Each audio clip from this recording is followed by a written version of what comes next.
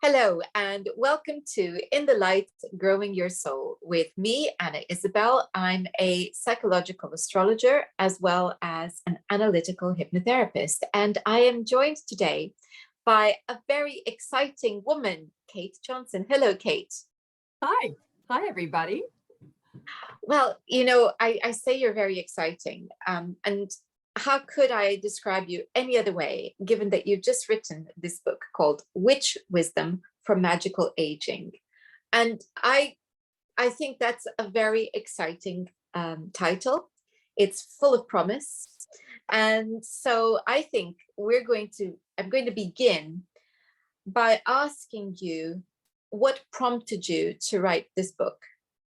All my books have been a reflection of my life. Okay. So when I had a child, I wrote a book about how to raise a child with awareness of Mother Earth and the goddess and magic. And then I was into cooking for a long time. So I wrote cookbooks for restoring a sense of magic to cooking and eating. Well, I just turned 70. So now I'm thinking about aging, and I decided, well, most of my friends and I are women of a certain age. So let's write a book about restoring a sense of power to older women. Because as a group, we're not very well respected, as you probably know. No, I think that one of the many alarming things about the turn that our culture has taken, particularly in the last 50 years or so, but certainly in the latter part, since the latter part of the 20th century, has been an absolute obsession with youth.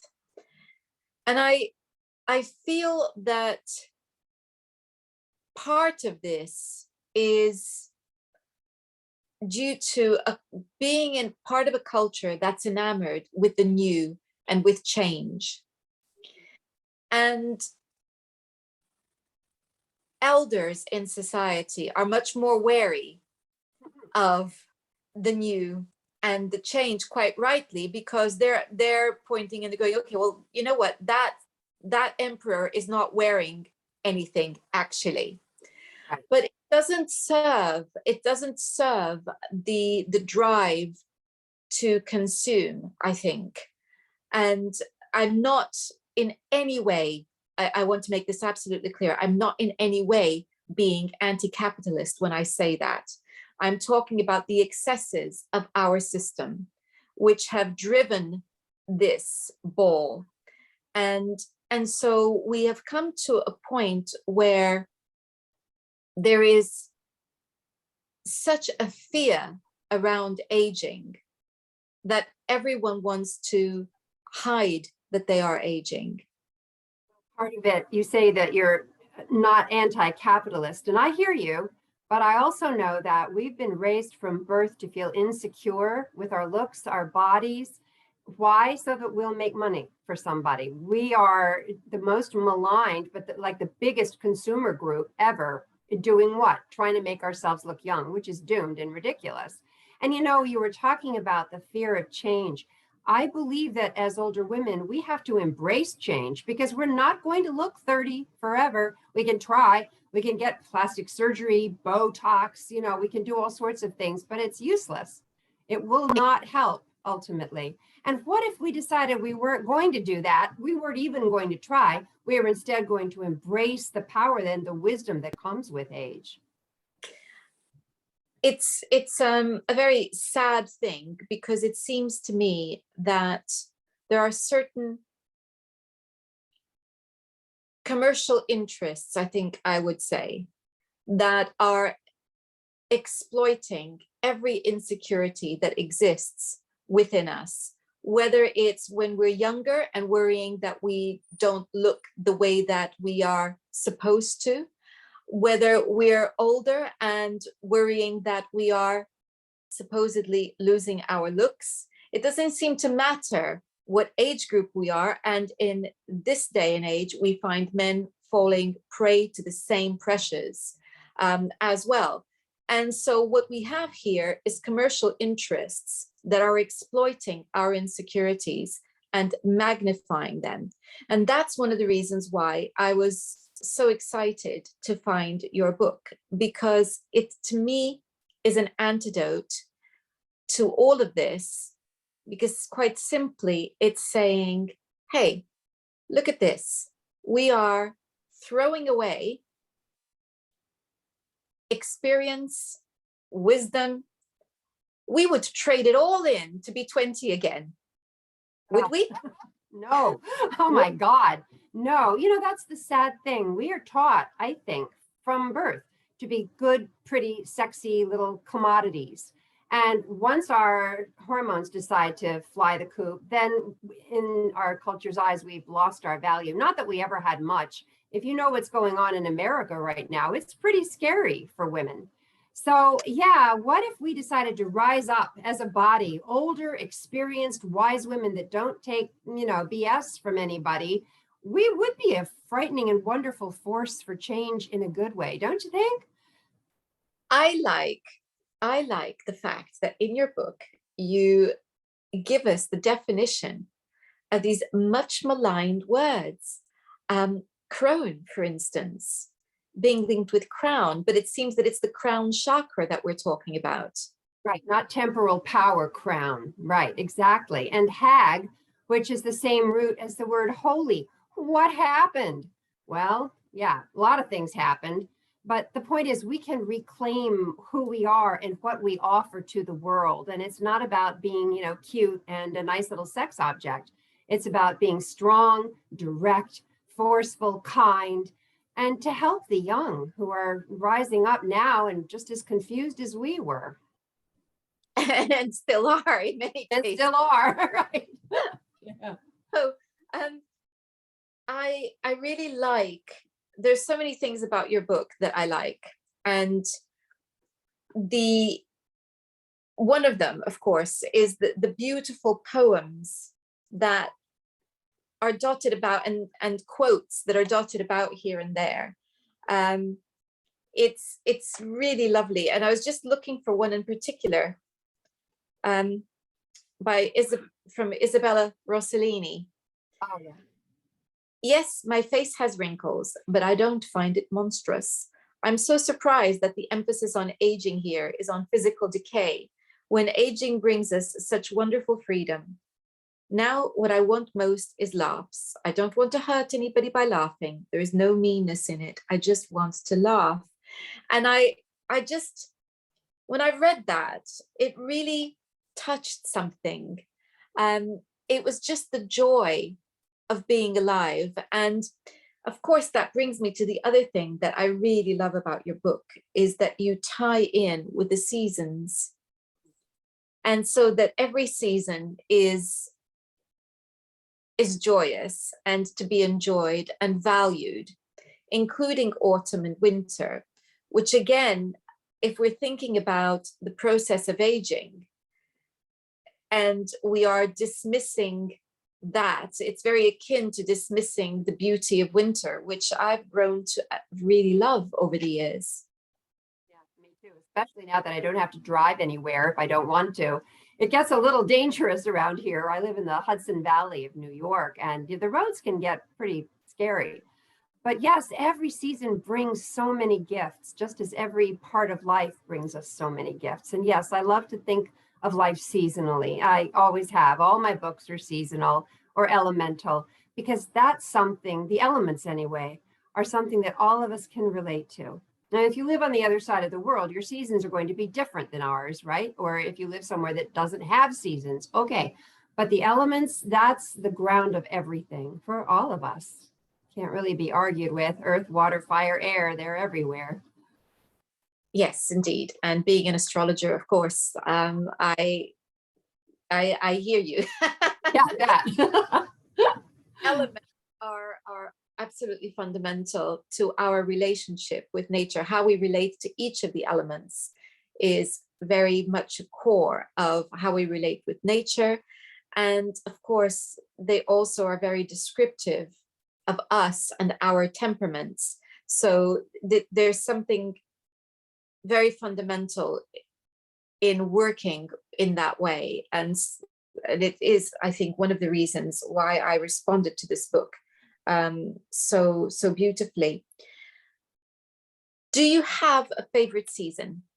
I do, and we're right in the beginning of it. It's autumn. I love autumn. There's something so stirring to me about the wind and the leaves falling, teaching us how to let go with grace, how to dance all the way down, the geese flying overhead, honking. It's just so, oh, I don't know, enlivening. And they're wonderful holidays that are in this season. I love Mabon, the witchy Thanksgiving. I love Samhain, which is the witchy Halloween. These are celebrations of the harvest and of coming to terms with death, because we really can't talk about aging by just pretending, oh yeah, we're just going to go on forever and it's all going to be great. No, the death is at the end. We all know how it's going to end, right? Yeah. But to come to terms with it as a part of life and not as something terrifying is, I think, a really important thing for all of us to do. I find autumn to be an incredibly evocative season. It is the colors, and of course, where you are, you're in New England, and I grew up in Ontario in Canada, and so the colors are just so vivid, and what you're wearing speaks of those colors very yes. very aptly. Here they're a little bit more muted, but no less beautiful, just not quite the same vibrancy. But it's the mists, it's the quiet that's descending on the land, it's the candlelight in the evenings, and I've given talks in the past about how to deal with the shorter days and what to do with them. And I feel very strongly that we are being invited to rest. Before I had an allotment, I didn't appreciate winter. I liked some aspects of it, and I certainly loved being able to see the structure of the trees, to see their bones. That's been with me for a very long time. But when I got the allotment, I gained a new appreciation for it, because, oh my, keeping up with nature during the growing season. Yeah, it's nice to rest. Yeah. It's really a race, and it is exhausting, and I never win, and I never won. So to have autumn winding things down and bringing in the pumpkins, and today I collected a massive weight of apples and beetroot, and there's such a joy in that. So colors too. Yeah. Food that's also decoration, right? I love it. Do I eat this or should I just keep it to look at because it's so beautiful? All those squashes and gourds. Oh, I have done that in years where I had more pumpkins than I've had recently. I used to grow a great variety of them so that they all looked different, and then I would just keep them out as decorations until such a time as they were gone, because I'd eaten the lot. Right. Do you know the Danish term hygge? It's Hygge, which looks like it ought to be pronounced hygge. It's sort of where I come from. It's where I live. It's a beautiful term, and it talks about coziness and about when the days get short and cold, you bring in candles, you have a fire, you have warm, cozy blankies, and pillows. I don't know, it's a whole philosophy of living with coziness that so appeals. Harder to do in the summer, right? But in colder days, it's so easy, and it's so beautiful. Bringing nature in, I love that too. It's interesting because I don't like having heating on high, and the reason is it deprives me of the opportunity to wear cozy clothes, to wear jumpers, to wear things that are a little bit thicker, and so I really resonate with that. And yes, I had come across that term, and it was one of a talk that I gave in which I was including that concept. It had slipped my mind, funnily enough, so thank you for reminding me of that. Yours is autumn, and I would say that for me, autumn and spring are the two. They are the two. Spring is so hopeful. It's so lovely. I get that. Mine too, but still autumn wins, but that's all right. Yeah, what I love about spring is nothing's gone wrong yet. You know, Right. everything, it's all the blossoms out and the black fly haven't hit yet.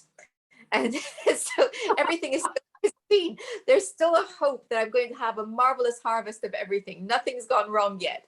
So Oh, you're a there, gardener. That's right. that's one of the things I love about spring. But equally in autumn, we're planting seeds. Garlic needs to be planted in November in this country to make sure that we have a cold spell below zero at some point in order for it to really do well. So tulips are planted in November. So Going to say bulbs, yes. And then you have them coming up in the spring. It's such a wonderful surprise. It just seems so like, it, hard to believe it's going to happen, and it does. and I think that's the reason I was bringing that in, that aspect of autumn as being a time in which we are still looking forward. It might feel like it's the end of the season, the end of the year, so to speak, that's coming as we approach the shortest day in December. But at the same time, we're looking to spring already. And it's that cycle. And I think why it's significant in the context of our conversation about aging is that this is, I once attended a lecture by a well-known fertility doctor, and he was talking about how really, in fact, we begin to lose ovaries from the day that we're born. They begin to be absorbed into the body, we're shedding them. And so this is, all of this is a very natural process that happens all the way through. And that means, obviously, that from the day we are born until the day that we die, we are aging. This Absolutely. aging is a long process. What happens is that at a certain point, when our fertility decreases, we become conscious of it.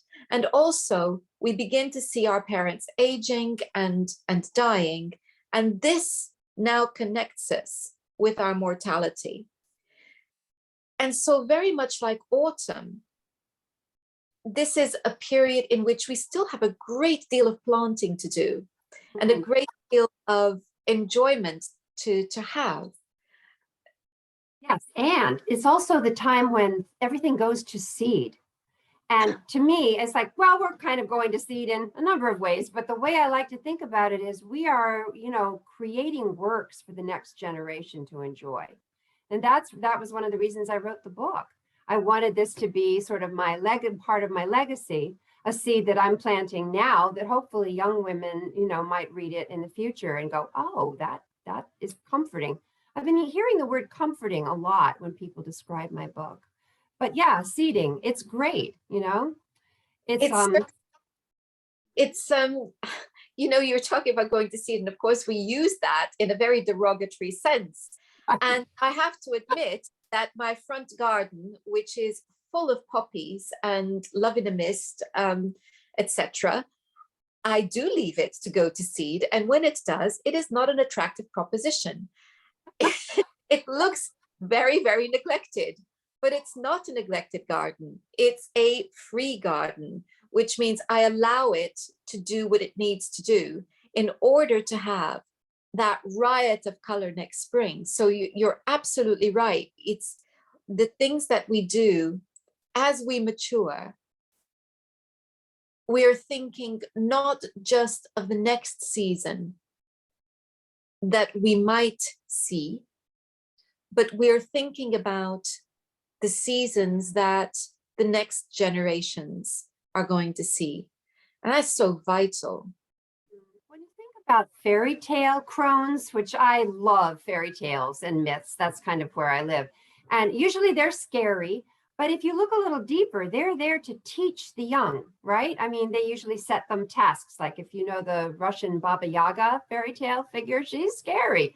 If you don't do everything right, she kills you and eats you. But if you do treat her respectfully, then she's your ally and your helper. And I think many of the old women in fairy tales are like that. And that sort of leads me to another point. I think we're here, yes, to enjoy as much as we can. Rather than focusing on the things we can no longer do, focus on the things we still can, but also how can we be of help to the young ones coming up? You know, we want to teach them to love themselves as they are, not to try to, come up with some cultural, ridiculous ideal of beauty, which is like a skinny, hipless boy with huge breasts. That seems to be, yeah, anyway, but it's about helping the young to see clearly, because when you're awash with hormones, it can be very difficult to see, especially a partner. It can be difficult to see a partner clearly. But the old woman doesn't have that. And so she can see clearly. And if he doesn't look safe, she'll let the young woman in the fairy tale know.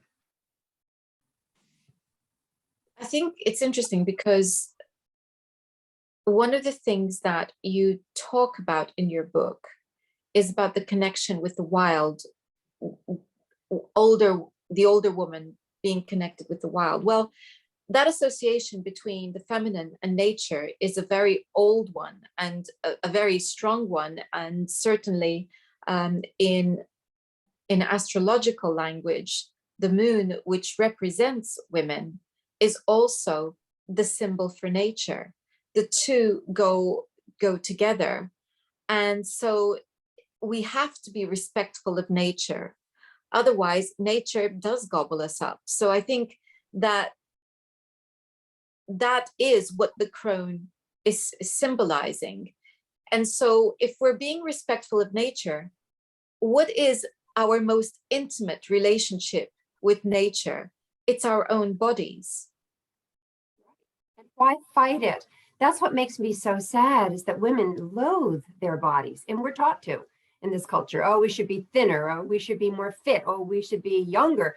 And it's so sad because the body becomes, and food becomes, the enemy in so many cases. And by the way, that's one of the reasons that I use the word witch in the title. I'm afraid that it does turn some people off, right? They think of some hideous, with the warts and cackling. That's the reason that I use the word witch, is because witches are connected to nature. That's really where we're coming from. We live with the cycles, we respect and love them. And we also believe that there is a kind of magical enchantment about being alive that our culture has completely lost. So just a plug for witches everywhere. Well, I love the definition that you gave, which is that the word witch means craft of the wise. Right, or to bend and shape. That also has that root, like to try to bend reality. But I find myself less and less interested in changing reality, and more aligned with just trying to come into consonance with it, not to change it, but just to be with it in a trustful way. Yes, to be in harmony with it and to work with it. If we're going to heal our planet, I feel the single most important thing we can do is have respect for ourselves. We can be worried about carbon footprints or whatever. You know what? That means absolutely nothing. What is going to change everything is beginning to have a sense of reverence for nature, that crone. And when we have that sense of reverence, it means that we have respect, and we have respect for ourselves as well, which that's going to be the key to healing everything. So tell us about your favorite bits in the book as regards the nurturing of ourselves. Well, let's talk about winter, because winter can be a scary time for older people because our bones sometimes are getting just a little more brittle. And if the roads are icy or the sidewalk is icy, it's so easy to fall and get hurt. So to nurture yourself, as well as to encourage more rest and dreaming, which I talk a lot about that in the book. I give a whole lot of different recipes for how to take care of your body lovingly, how to treat your skin, so that it feels soft and luscious rather than dry and flaky. Things to do so that your hair feels as healthy as it can feel. I mean, I guess that's the part of the point of my book, is to do the best you can to be in pleasure with yourself, to take loving care of yourself. In this culture, I think maybe especially in America, we would never treat a companion animal the way we treat our bodies, where we're constantly forcing, producing, gotta work. It's crazy, just to say, I need to stop. I want to take a nap now. I'm going to feed myself deliciously with really healthy, luscious foods. I don't know. I don't know if that answers your question. I could go off on all sorts of tangents about this because I feel so passionately about it. To love your body. If you love, as you just said, if you love your body, changing though it may be, you're going to love the planet. We're part of it. We're made of its elements. If you love your planet, you're not going to mess it up quite so badly. You're going to want to nurture it the way you nurture your garden. Plant trees, you want to fight global warming, plant trees. So yeah, did that answer your question? It did, because what you said there is, this is my favorite thing, is that in this book, I offer you different ways in which you can look after yourself, which of course is the very thing that I love about the book. And it seems that you don't have a favorite recipe or a favorite tip there, which is what I was asking. Oh, I can give you a favorite tip because it's so simple. Oh yeah, no problem. It's like if you have dry hair, which I sometimes do, the next time you eat an avocado, save the skin and use it, as a conditioning formula for your hair. You can mash up the avocado and use that. Another one, if your skin gets dry and flaky in the winter, which it often does because of the heating in our homes, get some pumpkin, organic pumpkin, cook it, mash it, and use it as a mask. It's very nourishing. So simple things that work with nature, to make your body feel more alive. I love that. See, there you are. Perfect. Perfect there. So the wonderful book that we have been discussing is called Witch Wisdom for Magical Aging. And I will be putting a link to it in the description box. And now, if people wanted to get in touch with you, Cait, how do they do that? Oh, they can just email me, okay, at caitjohnson.com, CAIT Johnson, all one word, .com. Cait at caitjohnson.com. Yeah. And I'd love to hear from people. So I shall be putting a link to your website on the description box as well. Thank you so much for your time today, Cait. Oh, this was a pleasure. You're a kindred spirit, it feels like. Many blessings to you, and thanks for having me on. Thank you. And thank you all for watching. Now, next time, we're going to be talking about the chakras. But I also want to tell you that coming very soon, I'm going to be doing a special In the Light with Celine O'Donovan. And we're going to be looking at different ways to help you feel more within your power and your strength. So if you're needing a boost and would like to be part of the audience, I will be looking at your birth chart, and Celine will then be also adding her expertise and her experience to helping you. Do contact me and let me know if you'd like to be a part of the audience. Until next time, goodbye.